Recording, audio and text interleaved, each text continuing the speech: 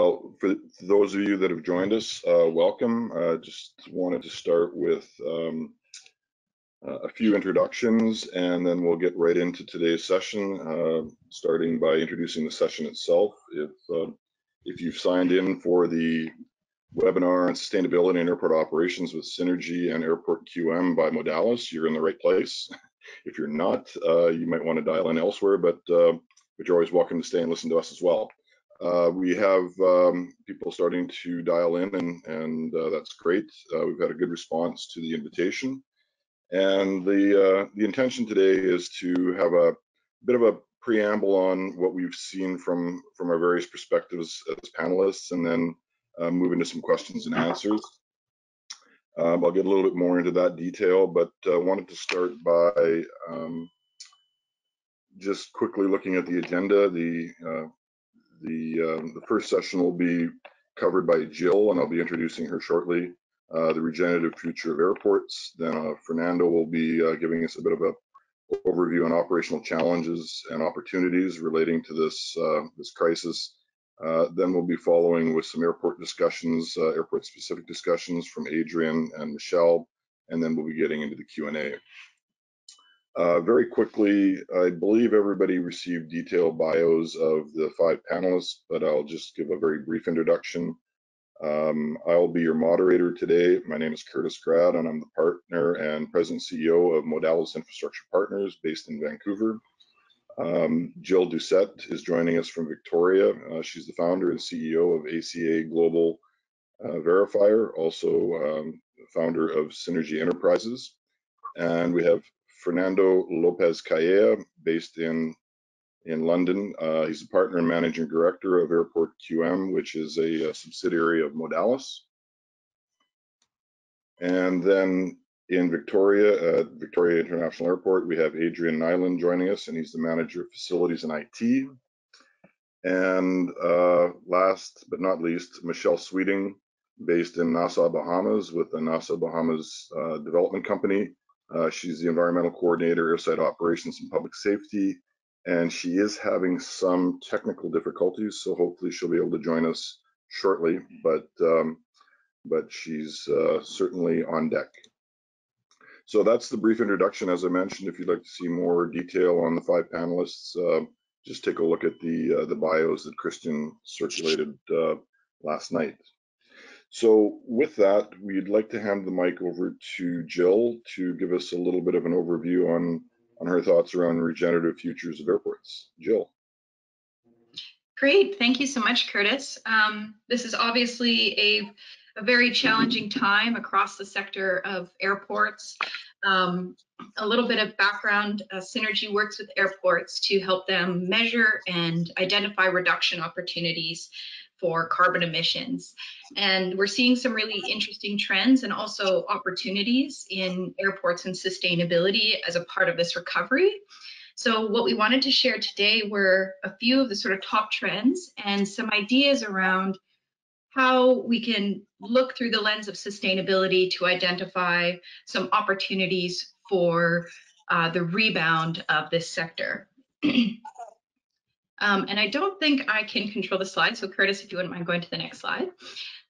Some industry trends. I want to touch on airport sustainability plans. Pre-COVID, these have been shifting greatly, so just wanted to cover a few trends and what we're seeing there and how this might relate to the COVID recovery.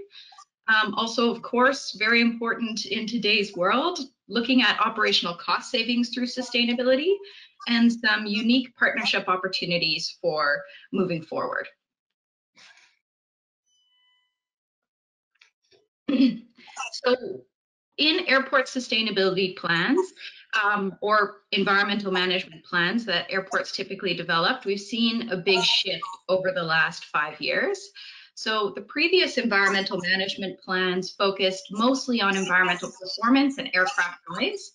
They were also mostly historical in nature, so essentially a report on what the airport has done to date.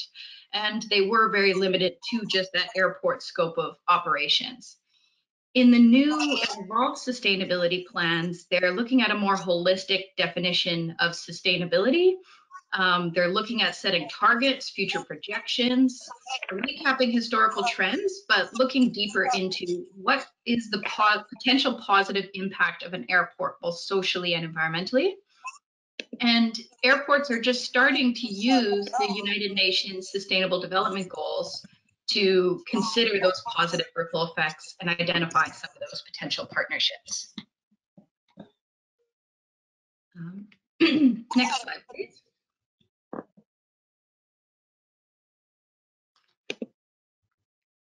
Some of you may be quite familiar with the UN Sustainable Development Goals, and some of you may be new to this concept. These are the goals for 2030 set by the United Nations, and this has really become the common language across all industries as far as what does sustainable development look like and what are the important areas. So there are 17 goals, and this has been likened to, you know, a deep dish pizza with way too many toppings, but when you look at them individually, you can see how they start to interrelate. So this is used as a lens to say, what areas of sustainable development can we forward, reflecting on what's important in our community and what's important in our airport. And even comparing February this year to now May, there's been some major changes in what we're focusing on with sustainable developments. So some other goals might be more important now than they were before. For example, zero hunger, good health, economic prosperity, innovation, all due to this new COVID crisis. So as we're entering a replanning phase with airports, we're seeing more airports host workshops internally or with external stakeholders to look at how can we include the UN Sustainable Development Goals in our rebound plan. So I encourage you to study these and look at them as a tool for yourself at your airport. Next slide, please.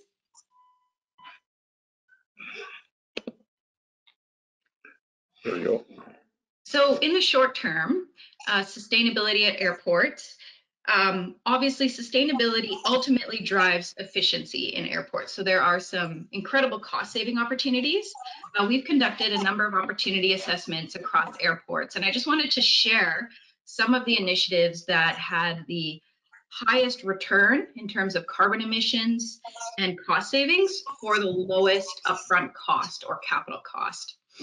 And one of those is revamping waste management systems at airports. When we get in and look at airports, we often find that they are overpaying for their waste management in the tune of up to $150,000 a year in surplus costs.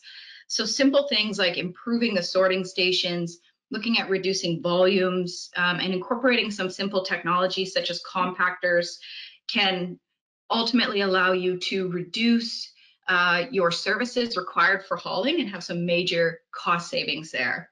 Of course, that requires you typically renegotiating your contract with whoever your waste management provider is.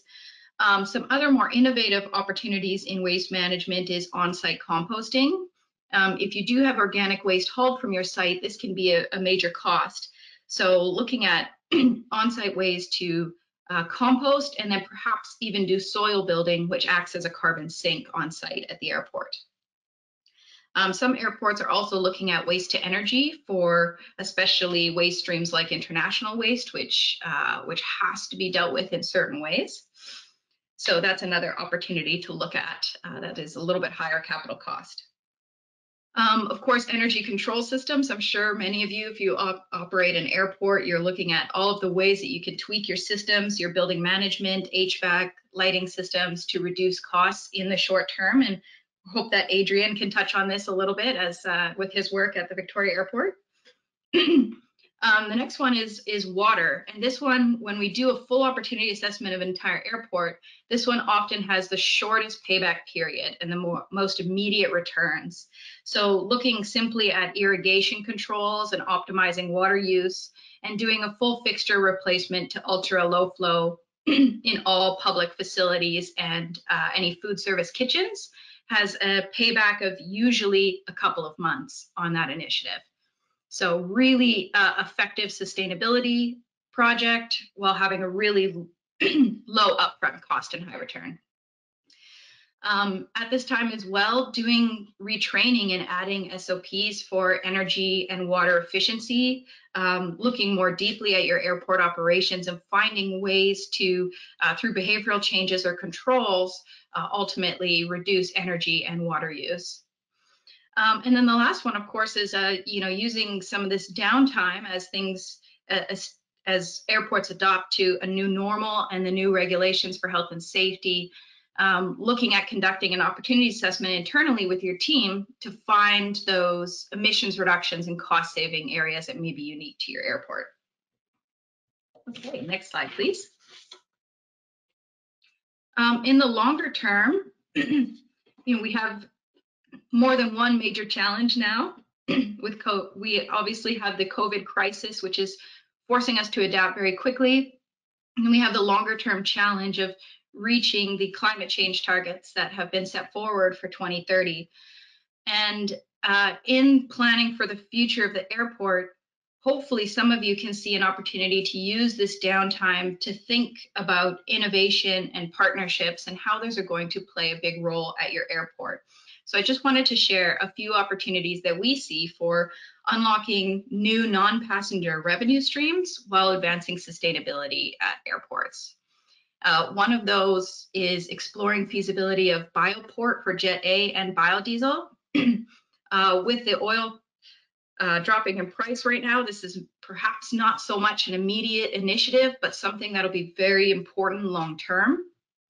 So we look at two aspects of that. Bioports, like Vancouver Airport, how they're doing their study, LAX, Seattle Tacoma, they've all made great headway on experimenting with bioports and providing Jet A biofuel to aircrafts. But another one that's talked about a little bit less, but we think has even greater potential in the short term, is biodiesel for fleets. So in this case, you're not looking at replacing your entire fleet or even doing any major upgrades. You're simply blending in biodiesel. And where this has a revenue opportunity is, bringing in a new tenant on your site that can create some revenue there and establishing a bioport as part of your facility. Next, we have renewable energy. So this opens doors to many different partnerships, and where this can be really beneficial on the cost side is in airports like Indianapolis. They actually lease the land to a private micro energy farm that generates more revenue than haying the land, which is very common. And because it's a privately owned micro energy farm, there's no capital cost for the airport. It's simply a tenant relationship, and they're facilitating renewable energy in their city. Another example is San Diego. They have also included a power purchase agreement in that type of partnership, and they're projecting to save $3 to $8 million in energy costs over the lifespan of that contract. So these unique partnerships with clean energy providers, utilizing the land and gaining access to clean power. A few other interesting land use opportunities is, of course, things like agriculture. So Curtis, who works with Abbotsford Airport, they make a significant amount of their revenue from an on-site raspberry farm, which is a very interesting and unique revenue source for them that gives them some sustainability. When looking at agriculture, looking more at high value product so that your lease arrangement can be as high value as possible. Some things that airports are doing in Canada are looking at honey farms, even cannabis production, and other sources of agricultural product there.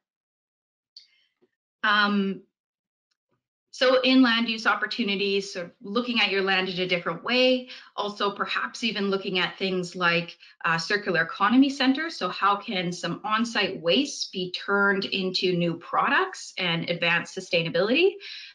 There's been some very interesting projects, for example, with Delta Airlines, where they have a facility established to recycle all of their old uniforms, reupholster aircraft seats and parts, and then ultimately put those back into the production system. So they're not only reducing waste, but this center at the airport is generating revenue for the airport while advancing sustainability. And there's been increasingly more pressure for airports to look at ecological restoration on their lands. So this can be a good time to be looking at how can you restore your ecology and maybe even create some tourist attractions on your airport lands. So just a few examples. I'm happy to follow up later with more details if anybody has any other questions, but we'll save time to get into some discussion with our panelists. Okay. Thank you, Jill. That was a very good sort of overview of these sort of environmental priorities. And, you know, regrettably, what happens in a crisis like this is sometimes certain things get put to the back burner and people think about, well, you know, is this the most important thing I can be doing with my limited time and resources right now? And I think when you look at it deeper, the answer is yes. And it's not just doing the right thing for the environment, it's also doing the right thing for your bottom line. And I think you're going to see a lot more energy and focus on how to utilize those ancillary lands on the airport. And as you were saying, just a simple hay farming agreement really isn't going to net you as much as if you can find the creative ways, whether it's an energy farm, solar, as we talked about in Abbotsford, my time there, we had a very good revenue stream from the raspberry farms as an example. But there's other ways and means to develop airports that can be very green and help the bottom line as well. And I'm thinking about the golf course in Nanaimo that is right on the airport, and other ways and means that allow airports to generate income from these idle lands. And I think Victoria has been very creative about that as well in terms of non-aviation use or compatible use on the airport. And we'll talk about that a little bit with Adrian as we get into it. Before I hand over the mic to Fernando, I also just wanted to mention for everybody listening, if you can submit your questions through the platform, the go-to platform, as Christian has laid out in the sign-on. But if you can please include your name and organization and location, and when we get to the questions and answers, we'll pick up your questions there. So with that, I'll hand it over to Fernando, and it'd be great to hear your thoughts and perspectives on airport operational matters, particularly as it, just one sec, as it relates to the challenges and opportunities on the operational side in a sort of general perspective. Okay, well, thank you very much, Curtis, and thanks, Jill, for the update. Very, very insightful. Good afternoon or good morning to everybody. Probably good morning to most of you. Good afternoon for myself. I wanted to give you just a brief overview of really observations of what we are seeing from client airports and also sort of colleagues, as well as sort of really a small look forward on what do we think are the challenges and opportunities that the airports are going to be faced with during the recovery period, which can be quite a long period.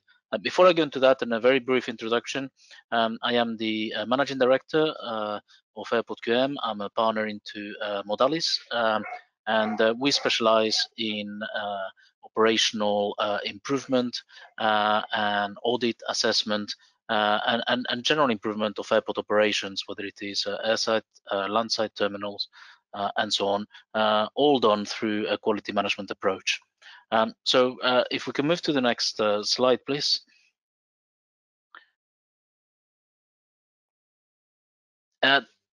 Oops.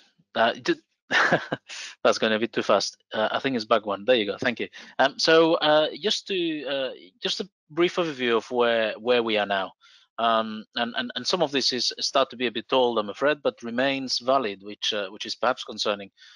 There's huge challenges out there, and that's already an understatement.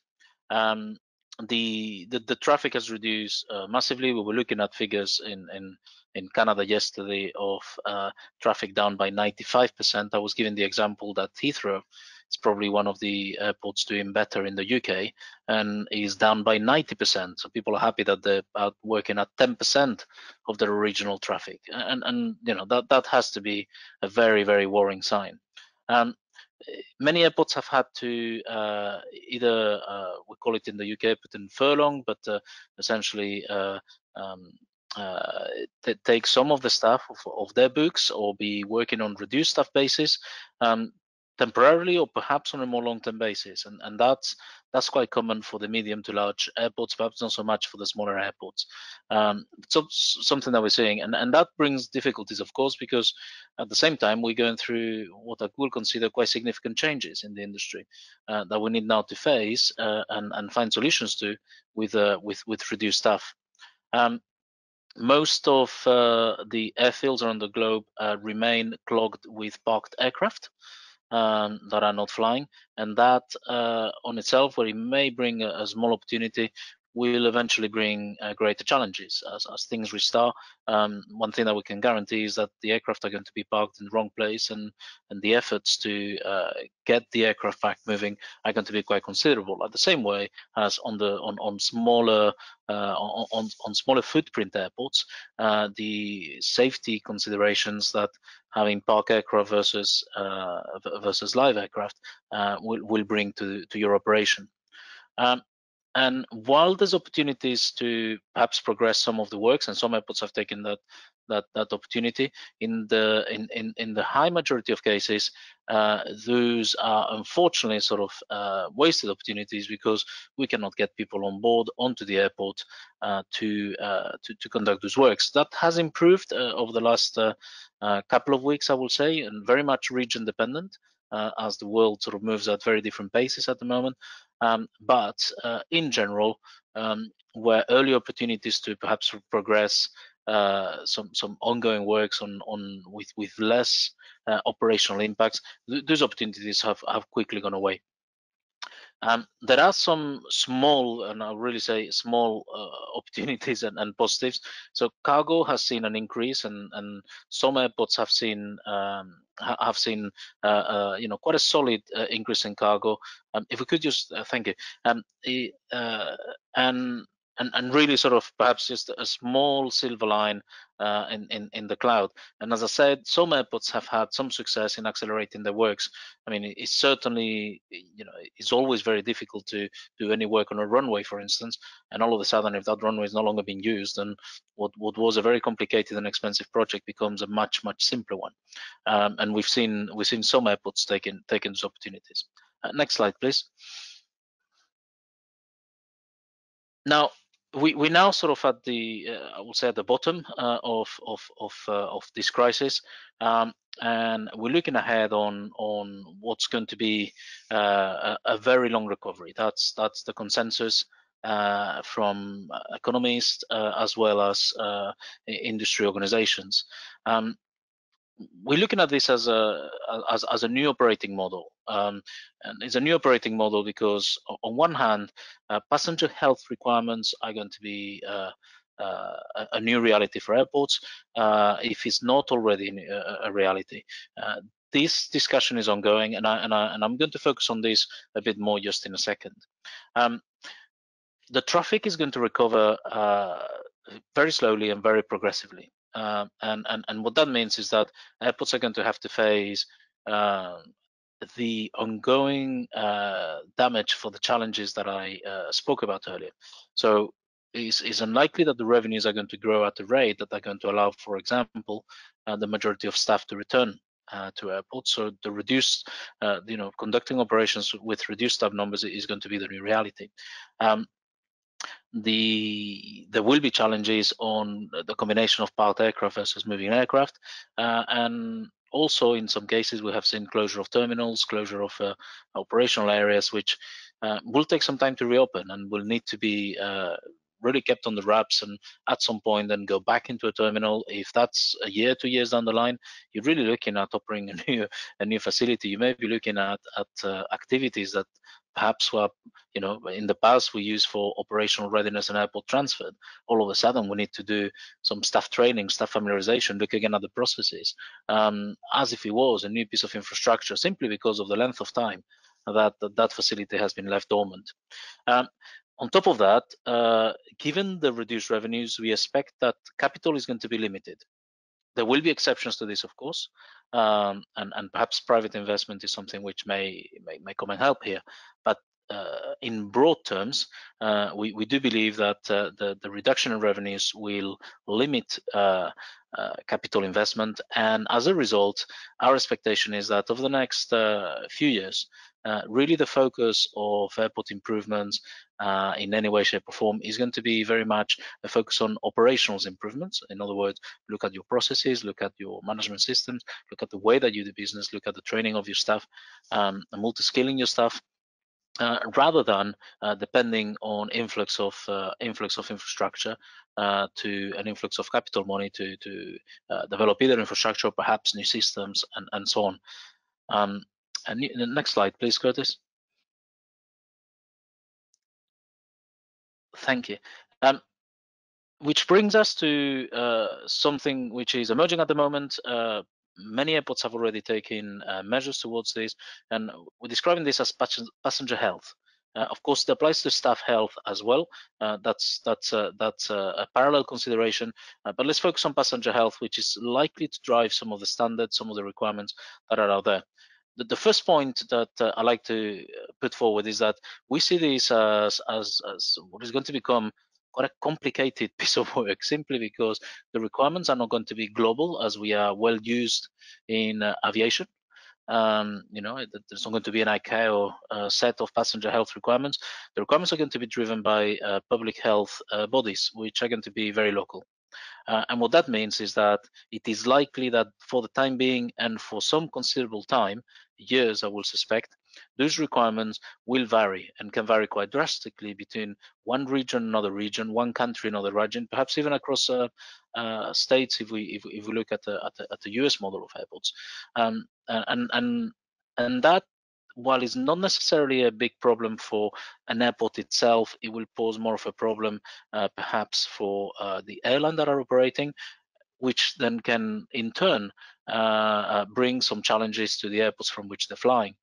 Likewise, the airports are going to have to be a bit on their own on developing these solutions, because they're not going to be able to do what we always do on safety, and certainly and to an extent on security, is to look at what is the global view on a particular issue and what is the best practices on that issue across regions. That is not likely to be available for the time being. This needs to be looked at as not just a requirement, but really sort of a management system, and treated at the same level as today we treat airfield aerodrome safety or airport security.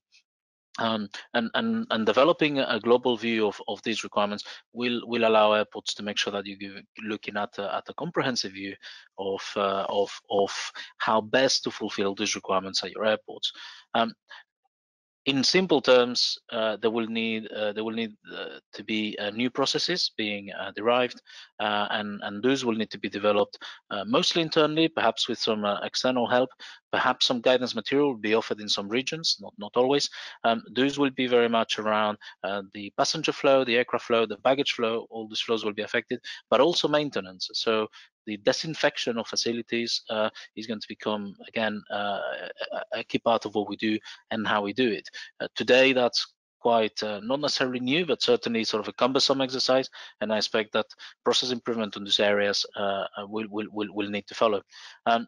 Technology is likely to come. Perhaps this is a small exception with regards to where capital may be required. And we've seen technology as thermal cameras, for instance.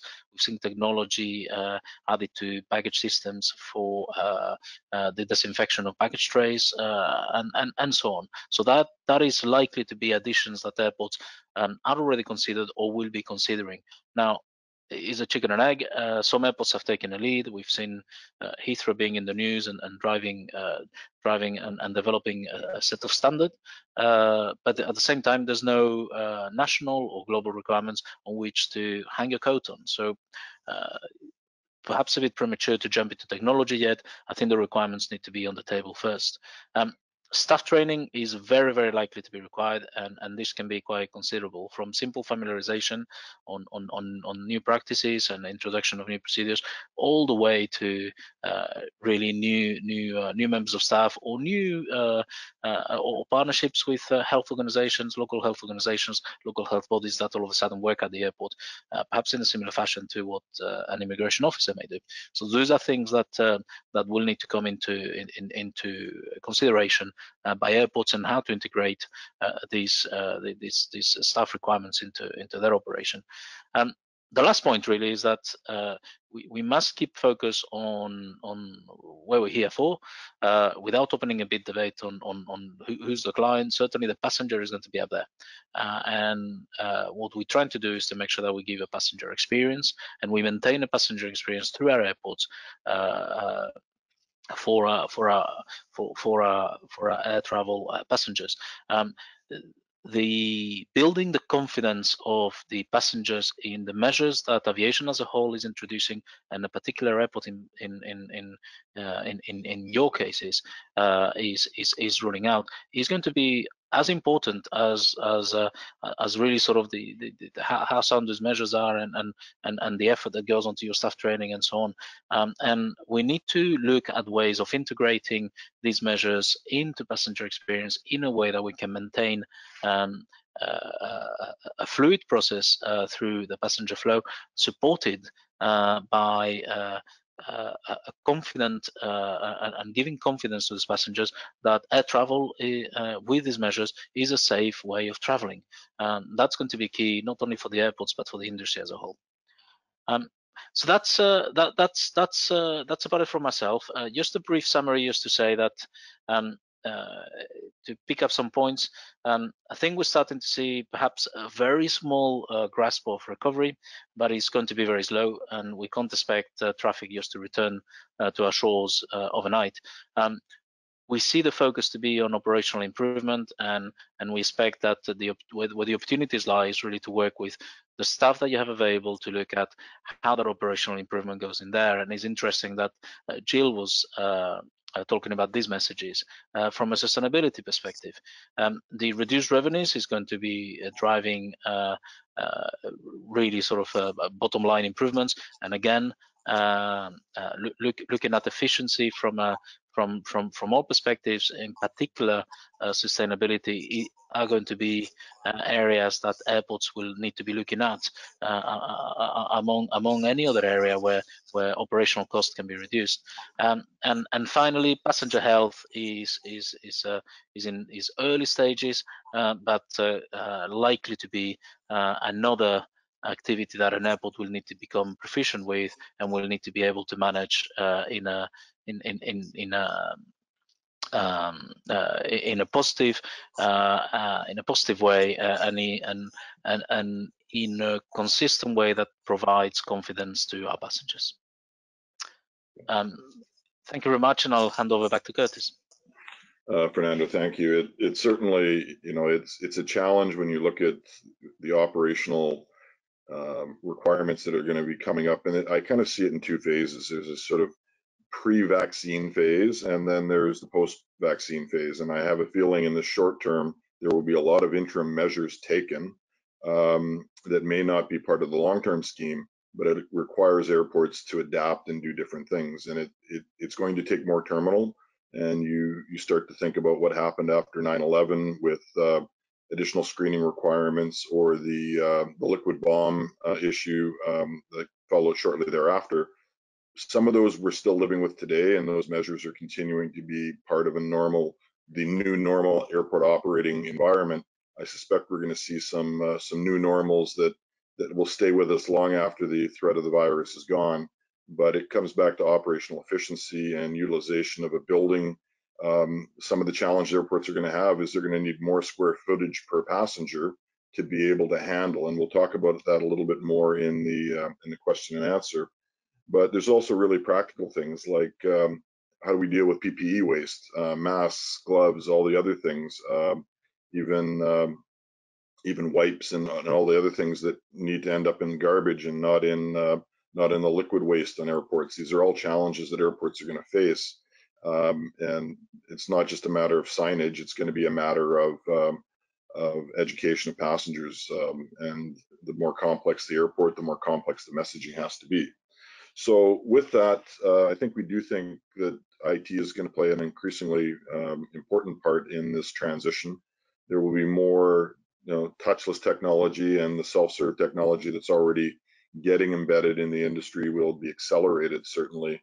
And I think that's probably a great transition to introduce Adrian. And Adrian, it'd be great to hear from you what's happening in Victoria and how you see this this brave new world of ours from an airport operator's perspective. Sure. Thanks so much, Curtis. Thanks, everybody. So just a quick background on Victoria International Airport, or YYJ. So pre-COVID-19, we were the 11th busiest airport in Canada with just over 1.9 million passengers for the last few years. We were serving about 100 daily flights. Right now we're down to 4, although we're really excited because we are seeing a doubling of that next month, where we're going up to 8 flights, so 16 movements total, 8 in, 8 out. So that's, back when you used to think, oh, let's add one more flight, it wasn't really that big of a deal, but now, adding 8 is a big deal for us. So we're quite excited about that. We're also managed by the Victoria Airport Authority, which is a not-for-profit. So the 3 big things that we're looking at here, of course, are the carbon accreditation level 2 that we achieved last year in 2019, and now we're working towards level 3, and we're not, although the COVID crisis may slow us down, we don't expect it to stop us in reaching that. We're actively working with Synergy right now to work on our sustainability plan and putting things in place towards that level 3. The other big one I'm tasked with from both an IT and a facilities perspective is the power reduction and conservation. And what's been really interesting about that is through the power reduction, the almost forced power reduction, parts of the terminal, we've been able to turn air handler units off completely to save power. But what we've also found is by restricting the scheduling of when these air handler units and boilers and chillers, and being more aggressive about when they actually come on, we're finding that we used to have things open pretty wide. We thought we were doing a really good job in saving power, but now that we've really nailed it down, we've learned that there's a lot more that we can do if we're willing to get aggressive. Now the difference was, affecting 4,000 or 6,000 passengers in a day versus affecting 100 to 150 passengers in a day. Your sample size is a lot smaller, so it's easier to make these huge adjustments and see the impact, and then slowly tweak things. So on the power reduction side, this has been a big eye-opener for, I think, everybody in the industry, because we're learning, if we're being aggressive with our power reduction, that there's a lot more savings to be had than we really thought. And then last but not least, the 1010 Creek and Rie Creek remediation. There's a couple of creeks that run through the airport property, and due to past missteps in the airport, those 2 creeks need to be remediated. And what's kind of exciting about that is we're working in partnership with the District of North Saanich, with the town of Sydney, as well as, of course, Transport Canada, to remediate these creeks. And 1010 Creek actually just last year had a return of salmon for the first time in, I believe, 60 years. So that's a big accomplishment for us at the airport to see that, the work that we've put in is succeeding, and we're seeing actual real results of the earth reclaiming the land after we did it a service by cleaning it up.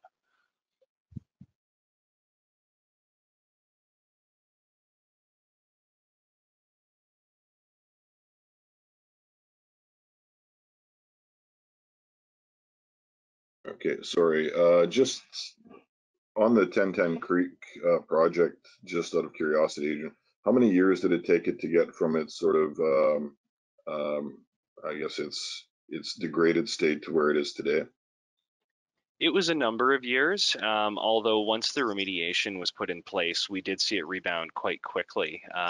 We've been working on sections of the creek as we go, and in my short time at the Airport Authority, I've seen one remediation project go through, and it's taken about a good year to actually see that progress, but it has taken a number of years. But of course, being the airport for the main airport for the southern tip of Vancouver Island, we're going to be here for a long time, so putting in the time is definitely worth it. Even though you don't get that instant gratification, you do know, and things like seeing the salmon return, that's a big news story for us to get that out to everybody, that yes, you know, that creek that used to look really not great, it's now green, it looks pretty, and not only that, it's very, very functional. You know, the plan wasn't to make it pretty, the plan was to have the life come back, and it did. Yeah, and you know, I think you know, obviously in a northern environment, the aircraft de-icing and the runway de-icing were always things that weren't really considered in years past, and I know you guys have been at the front end of that. There's also been a very interesting thing that you've done at Victoria that I think is a good example for others, and that's that is it a roughly a 10-kilometer trail that goes around the outside of the airport.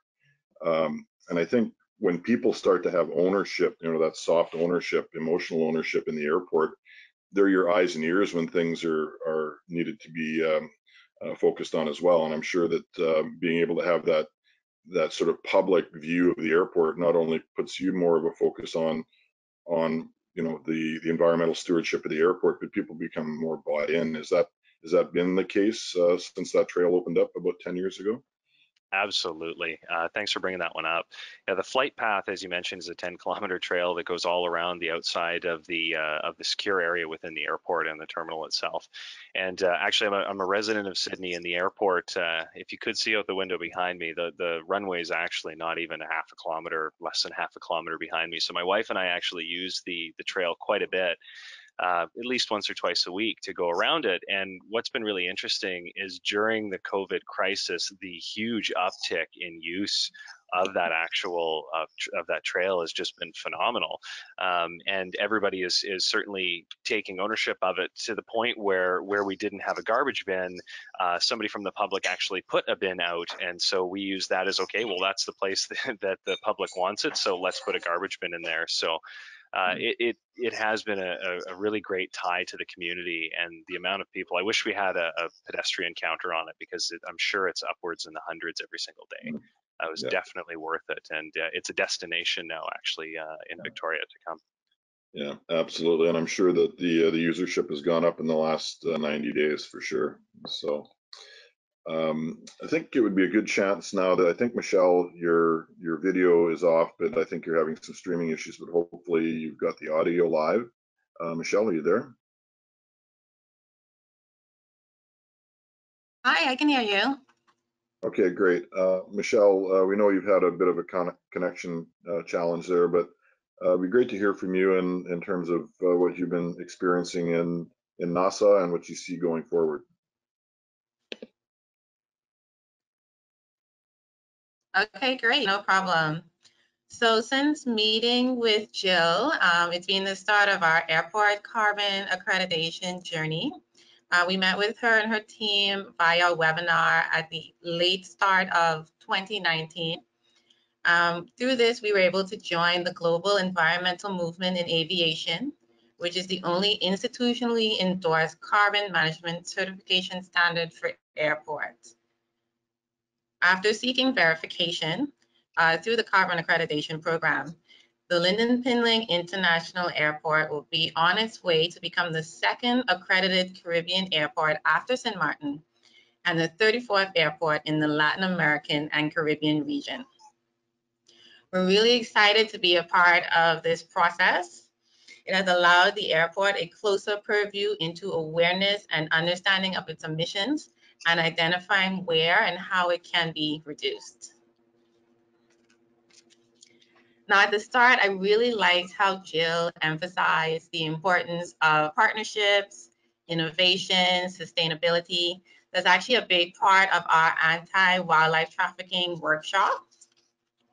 It connects with number 17 of the UN Sustainable Development Goals, which states partnerships to achieve the goal.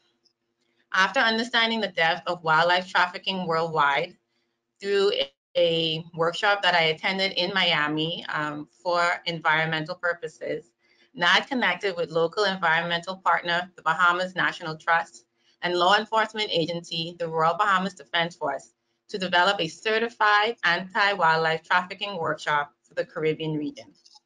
This program is aimed at providing practical and theoretical training, such as surveillance, proper data collection, insight into emerging trends, and other means of trafficking prevention.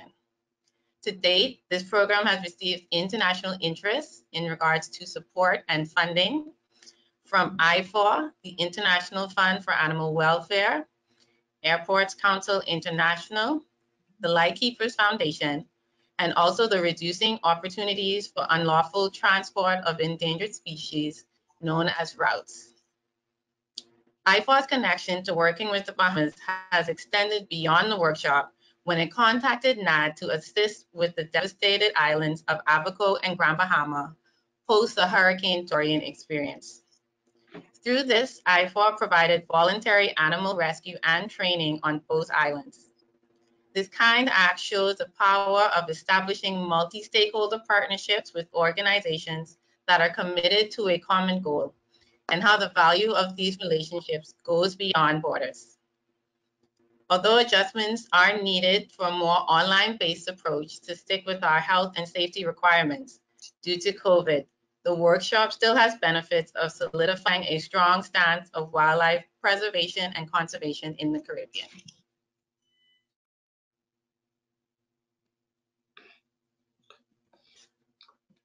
Thanks, Michelle. It sounds like you've had some really interesting programs, especially on the anti-wildlife trafficking. That's not always something that comes to the top of mind for a lot of airport operations, particularly ones that are more focused on domestic traffic. But as a Caribbean nation, with all your traffic, a lot of your traffic coming from out of the country, and that potential for trafficking, that's certainly a challenge that's faced more uniquely by island nations. But maybe we'll get into a little bit more questions on that in the Q&A session.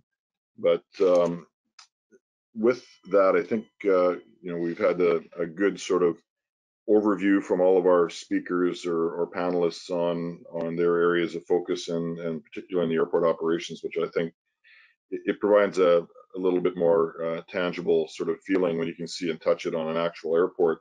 And that leads us into the Q&A. And Michelle, while we've got you live on the line, it might be interesting to hear from you on what the pandemic has meant for the Bahamas at this point, and particularly for NASA, in terms of the current impact on your operations and how you've been able to manage those changes.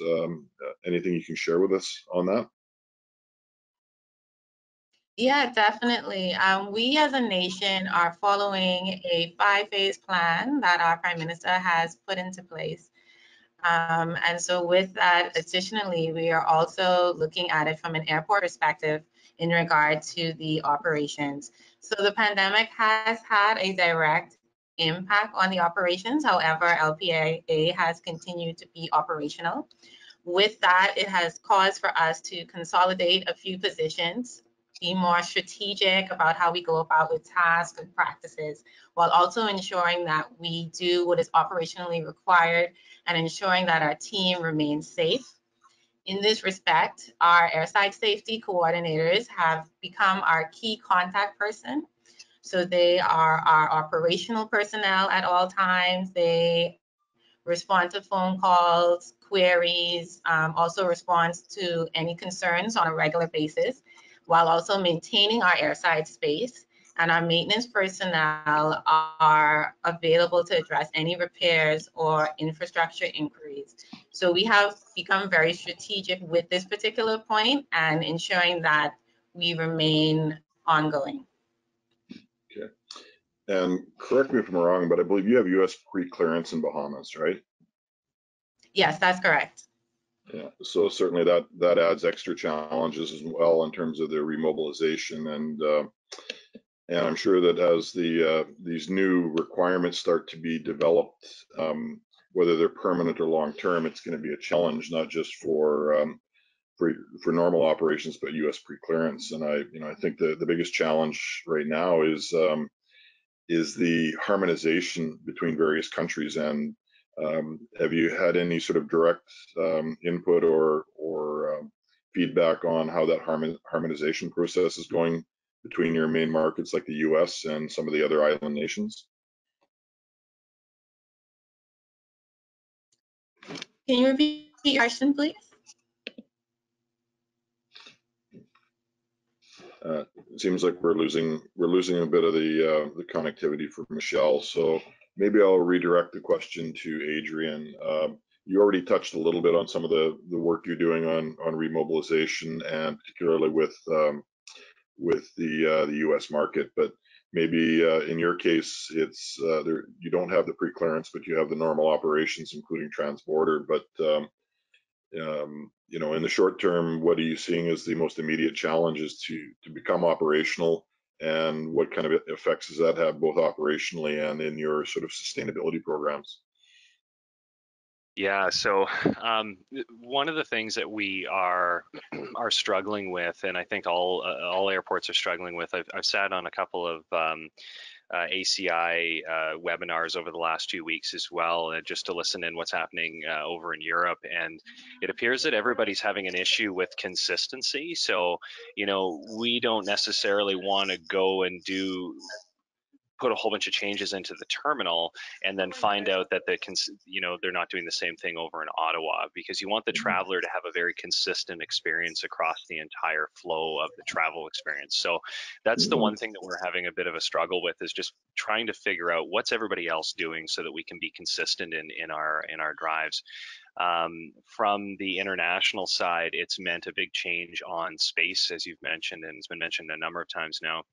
Our international terminal isn't that big anyways, because we only have a few flights a week that come in international when we're fully running.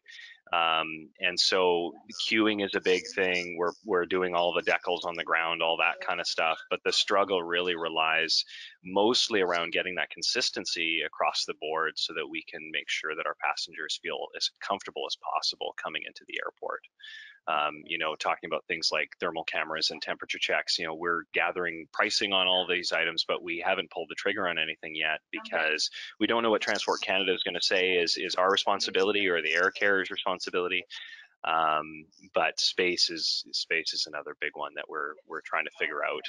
Now, luckily, or not so luckily, because the traffic is down so significantly, we have space right now. But if it takes another 12 months to get back to get to a vaccine, we're expecting and hoping that we're going to see traffic come back slowly over the next little bit. So, you know, we're looking at 30% numbers, hopefully by the end of the year, 50% next year. Well, based on that, we're going to need to continue to adjust our physical terminal floor plate to make sure that we can have adequate physical distancing for all of our passengers as well.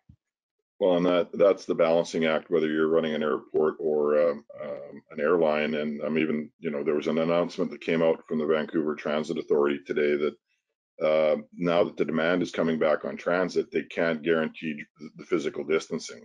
And I think it's going to happen on airlines. Airlines aren't probably having a big problem keeping distance on an airplane right now, because there's limited demand, and they can put people every other seat or every other row.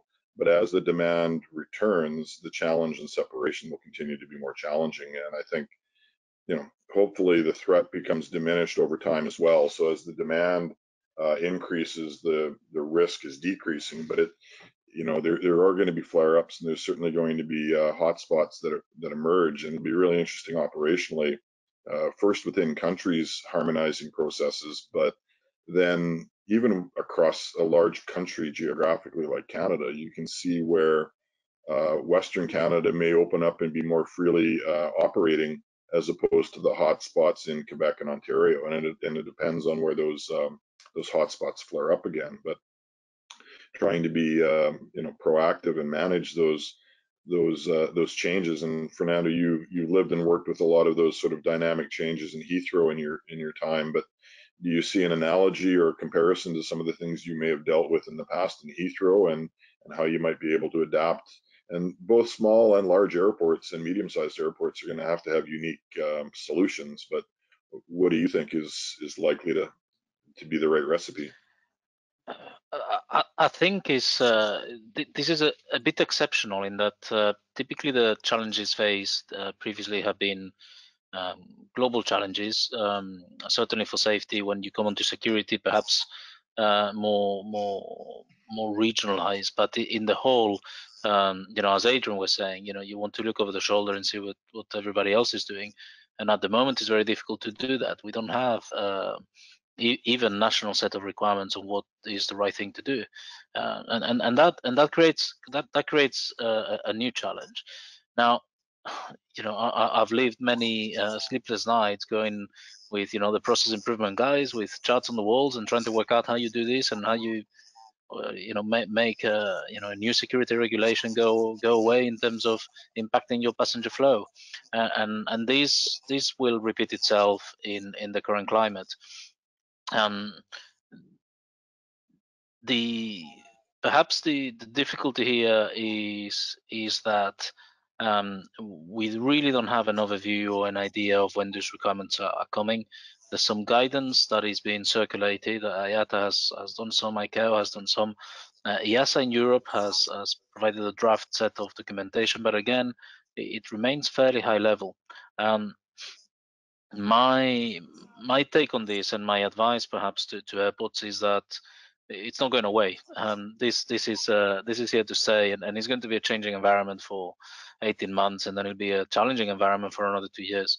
I think there needs to be, in the same way that one has sort of a head of security or a security manager and had a safety manager.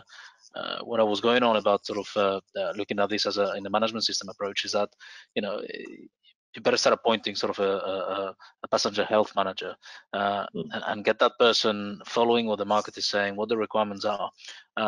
Look at what are the areas and what are the pools from different parts of the airport that will be required to develop these processes, and start getting local knowledge at the airport as soon as possible. Because what could happen is that this is not going to be security-driven overnight changes, but I think we can find changes landing on airports, on airlines fairly quickly, over a space of a week or something, and having to react to this quickly. If you don't have a good background behind you, that's going to be tricky. I like to think that as consultants and not necessarily ourselves, there's plenty of knowledge out there. Of course, we can help, but we're realistic that at the moment the airports are in a financial situation that may not afford that help. And I think building in the in-house knowledge and perhaps waiting a bit to develop your own solution for getting an external view more from an assessment perspective rather than a development perspective are likely to be the solutions, the current solutions for the next foreseeable future, really. Yeah, well, and it's going to be an exercise in exercising common sense in a lot of ways, but yeah. The solutions will evolve and the challenges will be dynamic for the foreseeable future, again, until we were sort of in that post-vaccine era. One thing I just wanted to quickly circle back on, and maybe I can direct this question to both Jill and Adrian, but when you talk about the waste generated in the terminal as a result of COVID measures, and I'm thinking rubber gloves, masks, even hand sanitizer and things like that. Any thoughts on whether that's going to need to start being handled as like medical waste, or will that just end up in the normal sort of solid waste stream, or do you see any other options there? Maybe we start with Jill. Sure. Actually, we did an analysis. I think Megan from Calgary Airport's on the line here. We looked at latex glove recycling for their airport through a global organization called TerraCycle, who collects unique wastes and is able to recycle them in their custom facility. So you essentially order these boxes, you fill them with the waste, and you ship them back to them. So I think there may be some companies like TerraCycle who start to adapt their waste management programs to enable some intake of PPE. However, I think airports like Toronto and others will likely put that in with international waste and send it to the incinerator. So it really depends on what those regulations are, if they can be treated as solid waste or put into a recycling stream or not. The handling of recycling is still a huge question mark, not just in airports, but in so many other industries, because it is post-consumer waste, which means it could certainly be contaminated. So I think it remains to be seen, but I'm hopeful that the recycling industry will adapt and provide some solutions. At the very least, hopefully we can see incineration of this waste in order to generate energy versus simply landfilling it.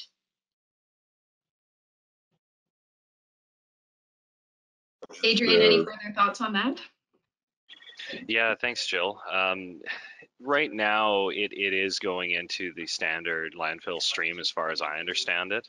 But we're again looking to the public health authorities to help us make these decisions and help guide us.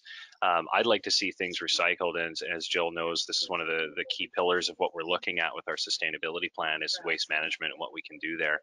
And so I'm hoping we can find more recycling. I do know that the recycling centers, just the basic refundables are open and overwhelmed right now with people trying to take things back. So it's I think the whole thing is in flux, and it is for us as well at the moment. Okay. Well, and I think the other challenge that will come up is in recycling things like latex gloves.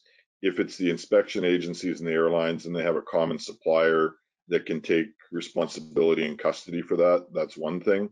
But the passengers that are flowing through that may have their own, they may even be wearing their own latex gloves. They've got a mix of different masks and things that may not have the consistent material to be in the same recycling stream. So I think airports are going to have a real challenge with, the public versus the staff generated PPE, and I guess the more creative and the more flexible the system will be in the future, the better. But it's certainly going to be a challenge. But I also think about on the facility side, the flushing of wipes and all the other things and the maintenance problems that's going to cause. The maintenance teams are going to have to be on their toes for a variety of reasons. Even latex gloves end up down the flush stream and things like that. So certainly something to be considering in the future. We have a few questions coming in that maybe we'll bring some of the audience questions into the to the forum now. And just to remind everybody, if you would like to submit questions, please do so on the platform, and if you can include your name, that would be helpful. One of the first questions from the audience I'd like to start with is this is coming from Ricardo in Bolivia, and he asks, this is directed towards Fernando, and he's talking about GSC, and he's looking at, do you see a stronger move? And there's been an initial move towards electric equipment to be able to operate on airside, but do you see that there will be a push both from an energy management point of view and cost point of view, but also providing those environmental benefits, or is it all going to come down to the dollars at the end of the day? Limited dollars investing in a tough market. Well, thanks, Ricardo. Interesting question, and I'm going to try to keep it brief. The answer is actually quite long. In short, not necessarily, and that's because the GSE market, while the opportunity for better environmental performance is huge, to date it has been an industry which has seen very little advances with regards to greener energies going onto it. At the same time, as an industry that probably was the first to adopt electric vehicles where possible, simply because of the cost efficiency rather than the necessarily sort of any sustainability agenda at the time. So every airport is familiar with electric tugs driving baggage around. But when you get to the heavy pieces of equipment, really the market has not moved on. We're still looking at big diesels, engines, and rightly so. They need to be towing aircraft, amongst other things, and so on. There's two branches which are interesting, however. One is that there's smaller machines which are being introduced, which, for example, are driverless. They could be operated remotely. Typically, these are electric, or they are using electricity and power generated from the aircraft itself, and that is replacing some of this big, let's look at aircraft tugs in particular. That has been around for quite some time. That has been around for, I will say, 8 years. There's been trials many places. Again, is the savings that the airlines, the handlers are attracted with, with limited suspect. There's a number of both operational and safety concerns that remain open and remain in discussion. The other one, which I will say is perhaps a green shoot and more recent, is not electric but hydrogen. So I have seen prototypes and trials of aircraft tugs using a hydrogen power source, and that in my view is more promising. I do not think that at the moment the ratio of fuel to power that you can get from electric vehicles is the right approach for towing an aircraft. But when you get to hydrogen, then the situation changes, and that could offer some really sort of exciting prospects. It all depends on the ability of handlers to change the fleet. The handlers will change the fleet over a very long period of time. We may be looking, every 15 years, maybe 10 years at most. And even if an airport decides today that, hey, let's go green on the airfield, well, you're just going to have to wait until everybody goes through the cycle of fleet renewal, and then make sure that actually is economically viable. And that's typically where the difficulties lie. Certainly that has been our experience and was my experience while at Heathrow for many years. This has been in the agenda for at least sort of 7-8 years, and still does not have a realistic resolution. I mean, Jill, do you want to add anything to this? I think that was a great answer, Fernando, and I'm interested to see where hydrogen goes in that respect as well, especially because hydrogen can be produced as a waste material from other chemical processing. So if your airport is in proximity to any kind of chemical plant, you might look at, well, can we develop some kind of industrial symbiosis relationship between those two facilities? I think the biggest difference that it's driving GSE towards electric is just that, airports are giving some timelines to say certain GSEs have to be electric by this time frame, and that's really kind of driving the market innovation and investment in electric. But as Fernando mentioned, there are limitations to that technology. Yeah, and I think realistically, you'll probably see a mixed solution, that the service vehicles probably may be quite suitable for electric, but any sort of heavy towing vehicles have a different operational requirement, and we'll see where the technology takes us. I'd like to direct this next question to Adrian, and it changes a little bit of the direction, and I'll try to bring Michelle in on the conversation if she's able to connect. So the question was around the approach to communication with passengers, staff, and the other stakeholders in the airport. With such a dynamic set of information and changing circumstances, almost not even day by day, but hour by hour, how are you approaching the sort of communication aspect of keeping your passengers and your stakeholders informed in order to be able to effectively operate the airport, but have people coming to the airport prepared for what the current operational requirements will be? Starting with Adrian. Yeah, it's a great question. So this has been at the forefront of most of our communications internally as well, because we want the passengers to feel comfortable when they come, and to feel comfortable, you want to have some certainty as to what to expect when you actually enter into the terminal, and frankly, enter to the curb, even in the parking lot. So what we've done at the VAA and for YYJ is we use social media extensively. We have extensive signage and throughout the terminal, including wayfinding, to actually let people know what they need when they get there. There's a lot of digital and hard copy that we're creating and distributing. That's on the outside. What we found really interesting was when Transport Canada came out and said that they were going to have all passengers use masks on flights. It was a really high percentage of the passengers that heard the message and came with masks, or came and went, I don't have one, can you help me? So that's been quite interesting that the passengers are coming more informed, I think, than they have in the past. And I think this is, historical through the 9/11 things that happened, where people are used to looking at, what do I need to do when I go to the airport? Internally, we're with our stakeholders. We actually have, through our managers of integrated operations center, a lot of people have a similar role called a duty manager. In our airport, we have these MIOCs, or managers of integrated operations center, and they hold twice daily briefings. And then during those briefings, they have all of the stakeholders, including all the contractors, airlines, and VAA staff, involved to share any and all information that should be shared. So everything from, hey, we're doing masks now, to, okay, the plexi has been installed at the check-in counters, all of those things are delivered verbally twice per day, including a single briefing that goes out as well to the entire stakeholder army of people at the airport. So what we're finding is just regular, consistent information in a very structured manner is allowing us to get that information out effectively. Okay, fantastic. And Michelle, if you're live, anything to share on the communication side for Nassau? Yes, so for us, we are implementing various ways of communicating to our passengers of what to expect, because as Adrian has said, it's extremely important. They want to be able to come equipped and just feel relaxed, be able to flow through the process.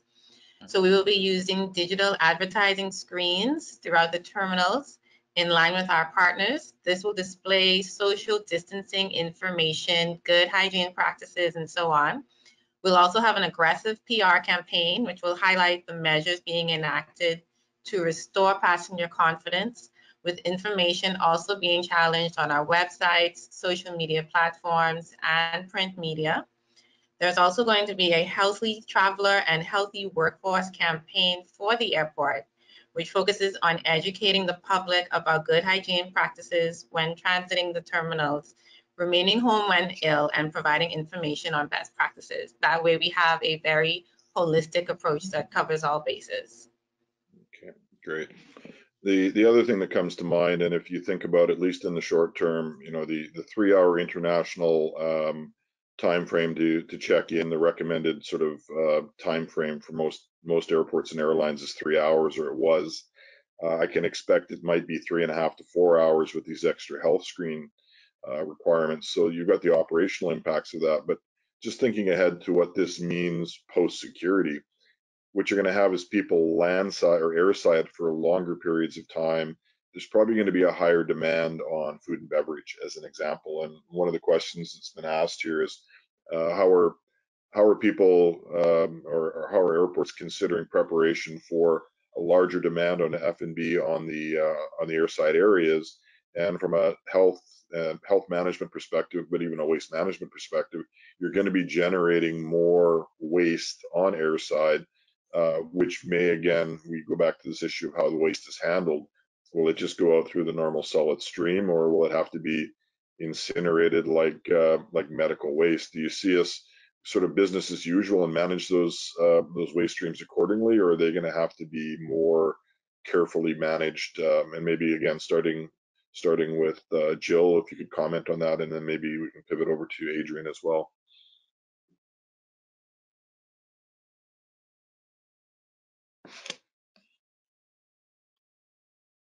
I lost my audio there for a minute, Curtis, so maybe Adrian, you can start. I'll just Sure. So it's been interesting. I seem to say that at the start of every comment here, because everything is so new and so different here. One of the things that we've had to face, luckily, the Victoria Airport Authority was in a very good financial position, so we didn't carry any debt. One of 2 airports in Canada that don't carry any debt. So we were quite lucky in the sense that we didn't need to let go of any staff. There was no layoffs. However, that was not the same for our food and beverage, obviously for the airlines. So with the reduction in passengers, we have seen almost a complete closure of all food and beverage within the terminal. So where we're at now is just a couple. We've got a Tim Hortons that's open groundside, and we have actually just one gift shop that's open airside.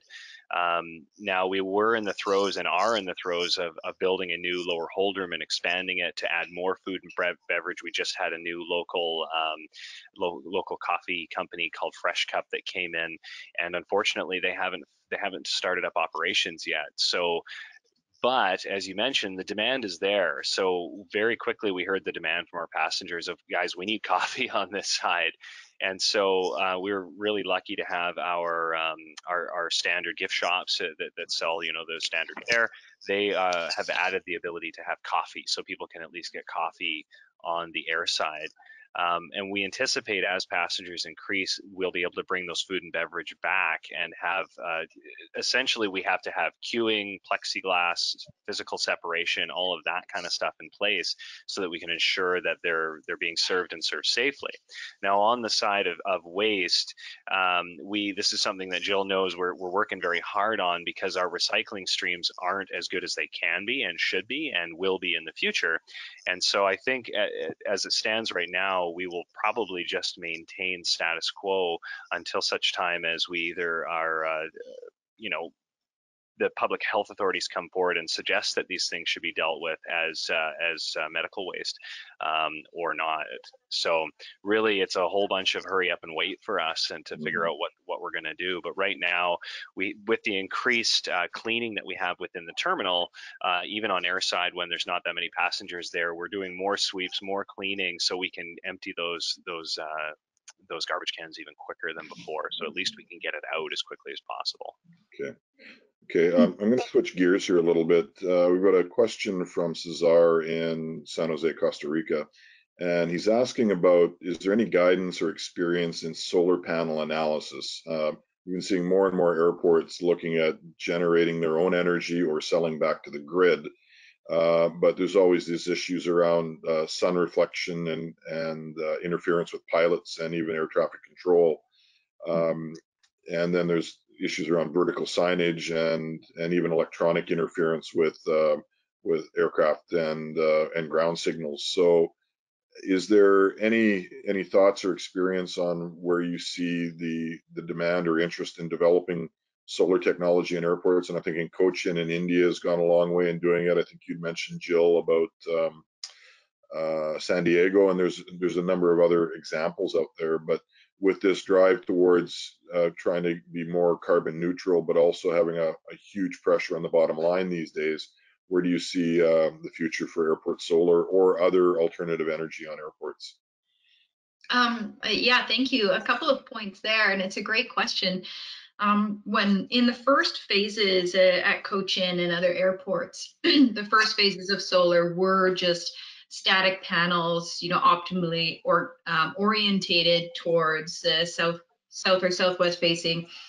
But they did find in the future phases of installation that they had to make changes in order to put the panels on pivots to avoid those reflection problems. So there has been some adaptive technology where it can be controlled, and it can be controlled automatically based on the position of the sun to ensure there aren't reflection issues. So I won't go into all the technical details, but all that to say that there is guidance on this, and there is some best practices that have been established by the airports who were the first to experiment with on-site power in close proximity to runways.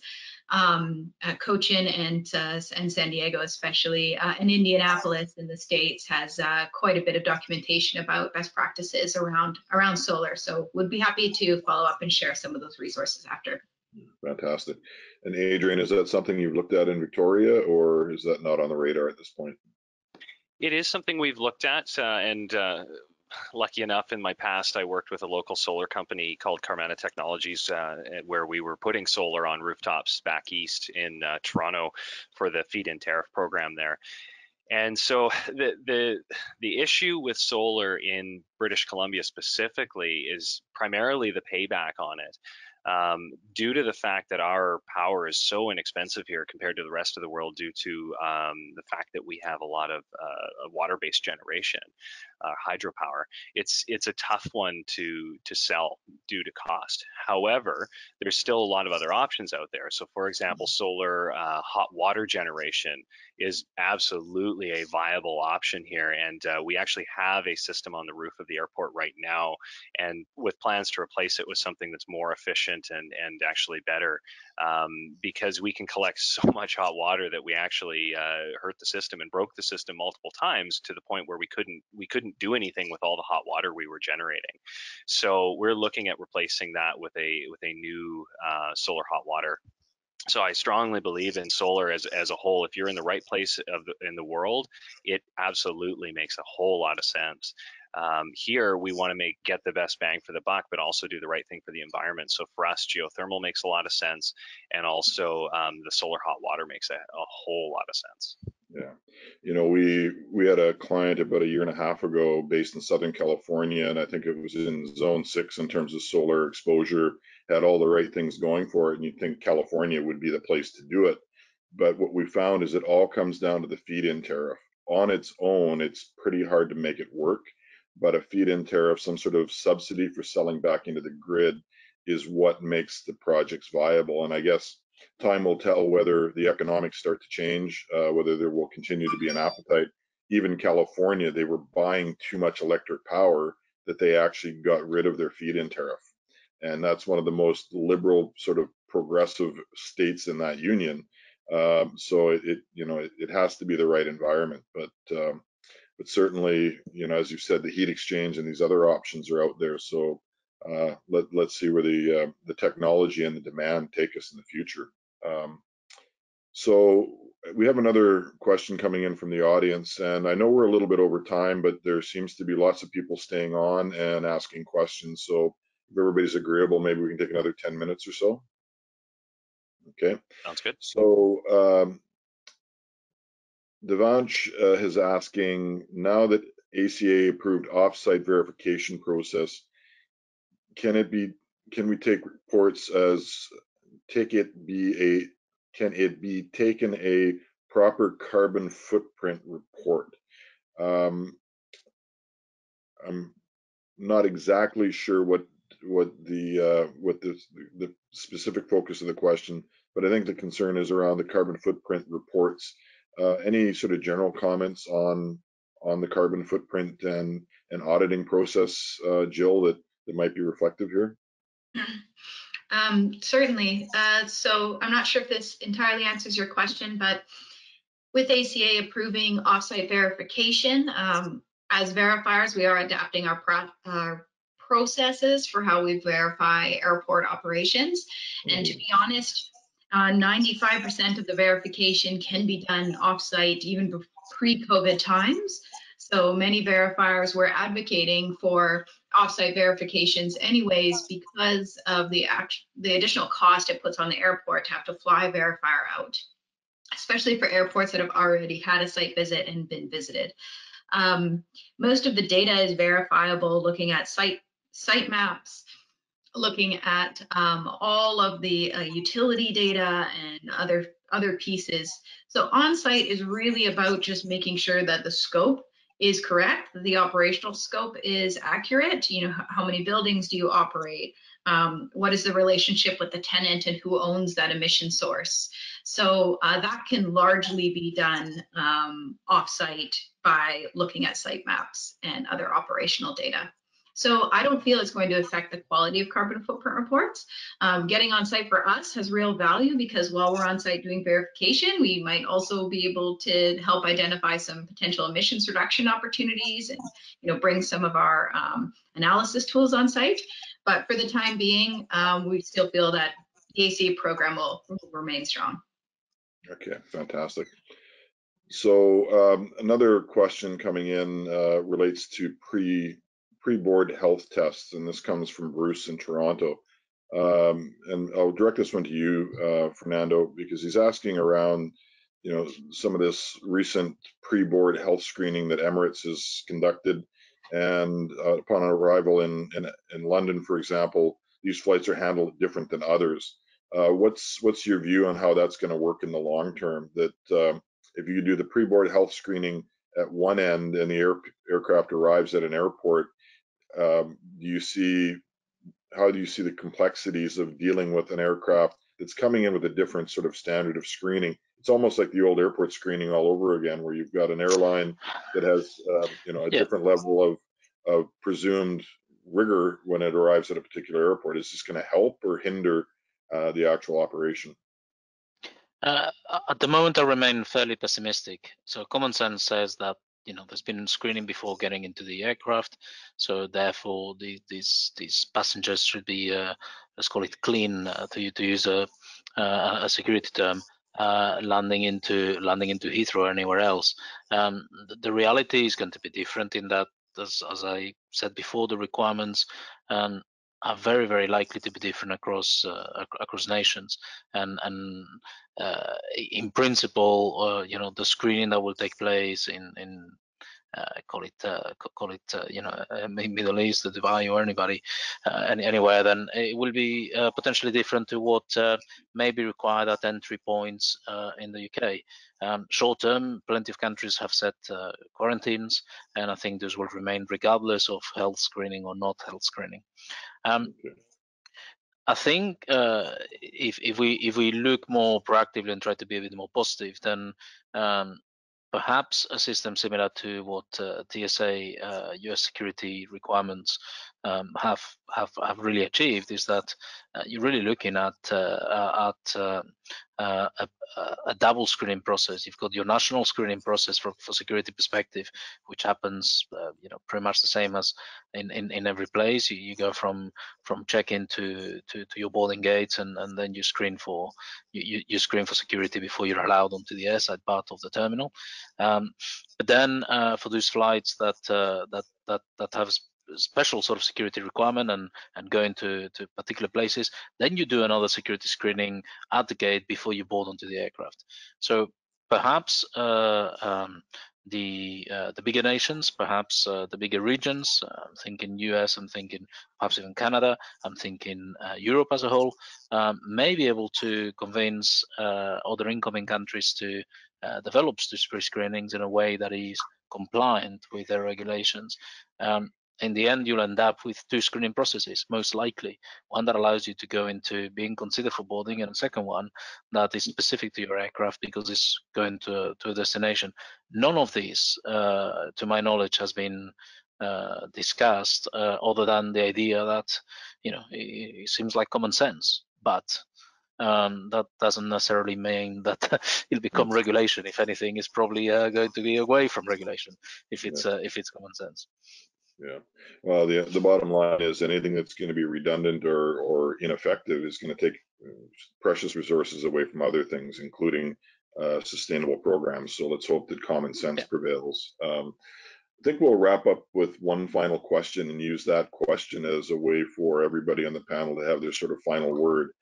And Michelle, if you're live, maybe we'll start with you. The general question is, with this movement towards, there's a hashtag, the Build Back Better, which seems to be emerging and is gaining a bit of momentum. What do you think is the best outcome for the industry as a result of this crisis? After every crisis, yes, we go through the pains and angst of working through it, but what's the silver lining on the other side of this? And what do you see as the best outcome for the industry sort of post-crisis? And again, Michelle, if you're live, you can start. Okay, so I believe that the hashtag Build Back Better is about the concept that uses disasters as a trigger to create more resilient societies by implementing well-balanced disaster risk reduction measures. So with that in mind, I think that with an approach, a stage 3 approach of survival, resilience, and reconstruction, which allows for a long-term approach involving strategic and effective ways to rebuild systems or create new ones, we can expect an outcome of perhaps by late 2021, where we would be able to reach pre-COVID levels. And what I mean by that is it is going to take some time to build passenger confidence. It is one of the biggest struggles for all airlines because as much as persons want to travel, it's already been reported here in the Bahamas that travel interest has increased for bookings in July and August.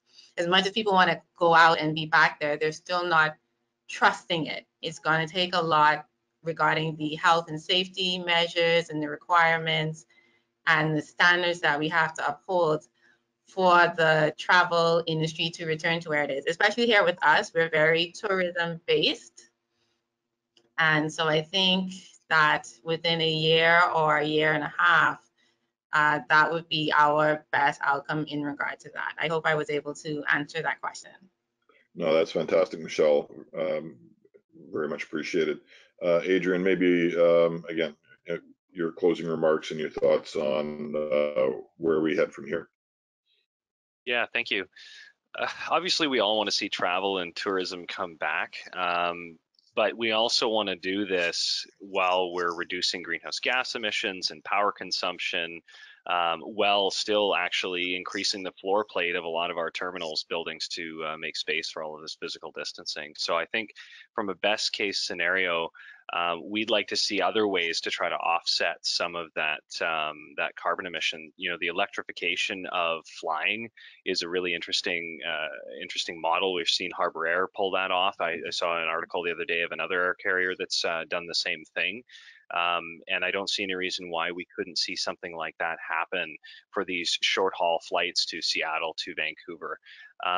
On the other side, from an internal perspective, like I'd mentioned at the very start of this whole thing, the fact that we've been so aggressive on our power consumption to get it down as much as possible for cost measures, because we're in the biggest financial crisis that we've ever been in. I mean, our numbers are down something like 97.5%. So what's really been interesting in that is that we can run the terminal quite effectively with these aggressive power conservation measures. So I'd like to see that continue on. And so a best case scenario would be to continue that on and do everything we can to keep reducing as we start to ramp back up again. Things like electrification of our maintenance equipment and vehicle fleet, these are items that we are doing and we are going to move forward with. We have capital dollars assigned to them. And then just the overall keeping that consumption down, just overall in the terminal, and look at absolutely everything. It will come back. It's going to take a number of years to come back, but it will come back. And I love the idea of trying our best to do it right this time. And like it's been mentioned already, hopefully common sense prevails in this one. It's nice to see that the whole world pretty much is in this right now and in this together, wanting the same thing. So hopefully we can all come together for maybe one of the first times since a world war to do the right thing for us. Well, it'll also be interesting to see some of these more global trends. Like prior to the crisis, there was this growing sort of voice and movement around flight shaming, and now you've got examples where in northern India they've seen the Himalayas for the first time in 30 years, and you see the reduction of plumes over Italy and China and places like that. It's a grand experiment. It's a grand experiment that nobody could have ever designed to be able to say, like, if we shut everything off, what would it look like? And the science that's being done right now to collect that data and understand what efforts can do to change and improve the environment, coupled with the trends, whether it's the stronger view against being responsible, whether you call it flight shaming or responsible travel or whatever. I think there's going to be a stronger and stronger focus. So let's see 5 years from now whether what the legacy of this crisis is, and let's hope it's mostly positive. On that note, I'll give Fernando, I'll give you a chance to kind of share your final and closing remarks, and then we'll hand it over to Jill for the final word. Thanks, Curtis, and thank to my fellow panelists. I think really interesting points and discussions.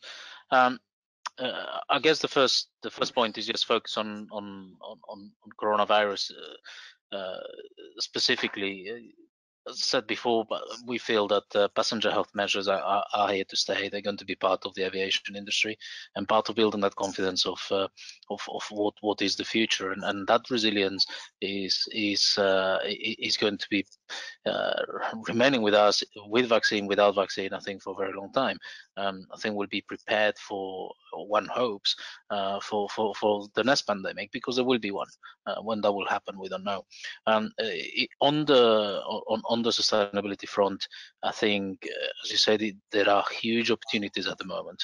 On one hand, perhaps the capital investment is not there to put the right research, to put the right development. However, at the same time, a lot of the aid that has come towards airports and airlines in certain countries, not everywhere, have always and very systematically been attached to a commitment to bettering the sustainability targets, the environmental targets that were previously committed to, and that gives us an opportunity that perhaps we haven't had before, where actually, if one wants to benefit from those grants, from those aids that allows a particular company to stay afloat, then that company needs to really highly intensify the efforts that they had already put into sustainability and within aviation. You mentioned aviation shaming. That will remain. I mean, here in the UK, those aids have not come through, and you know, as loud as the voices were from the industry calling for help, louder still were the voices condemning aviation and saying this is the opportunity to almost kill it off in a way, and I think that will continue. That's the reality. So if we take stock of where we are and the opportunity that lies ahead of us, we realize that we can run with less energy. There are technologies out there that can be integrated into aviation. It's the time to bring this forward as quickly as possible within the realms of what research investment we can afford at the moment. Well, certainly, there's no doubt that people will continue to want to fly. The demand will come back.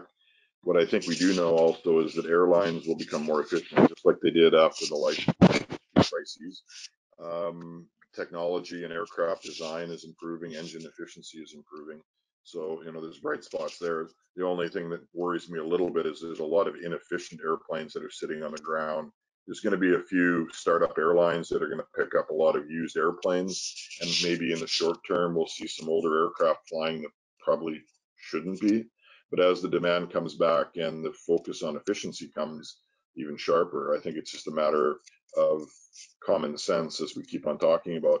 Airlines are going to be looking for the most efficient airplanes. And I think, at least in the short term, we're going to see more point-to-point travel, at least until there's a proper vaccine that's widely available, because honestly, people and even airlines are going to want to avoid mixing passengers in a hub. If they end up contaminating an entire aircraft with infected passengers, that has a huge operational impact. So interesting days ahead. So I will then, as I've said, hand it to Jill for the final word.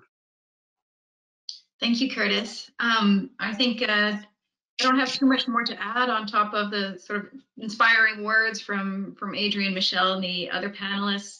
But I really do believe and put my hope in the Build Back Better movement.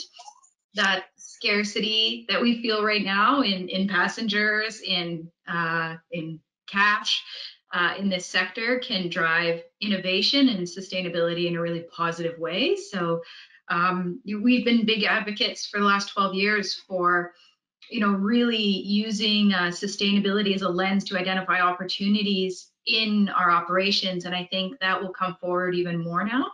But I also think it's going to unlock things and catalyze projects that likely would have taken a decade to implement, that now will be implemented in 18-month timeframes. So I'm very hopeful. I think coming out of this, if airports were able to gain more momentum in certain areas of sustainability and be incredibly resourceful in unique ways, that would be a very exciting outcome coming out of COVID, and hopefully will help change our industry for the better. Yeah, just in closing words, I want to thank everybody for joining us today, and our contacts will be on the final slide. Of course, if you want to reach out to us, if we weren't able to answer a question, please feel free to reach out to us directly. And thank you to Modalis, Fernando and Curtis for being our excellent moderator, and our panel for taking a break from your very busy agendas these days with all of the pivoting that you're doing at your airports to join us and share your stories. Thank you very much. Thank you. Well, thanks Thank for taking and of course, we should be thanking the sixth box in this panel, which isn't showing, which is Christian, for doing all the work in the background to make this this all come together seamlessly. And I really did enjoy the conversation and the preparations leading up to it. So let's hope that this is more of better things to come. And I thank all of you for your input, but I also thank the audience for tuning in. And we certainly welcome your comments, questions, and And you see the contacts here below, but if there's anything we can do to help or ideas you'd like to explore, you know where to find us, and we look forward to that conversation as well. So with that, thank you all. Enjoy the rest of your days, and stay safe and healthy, as we say. Thank you so much, everybody. Thanks, everyone. Bye-bye. Thank you. Goodbye.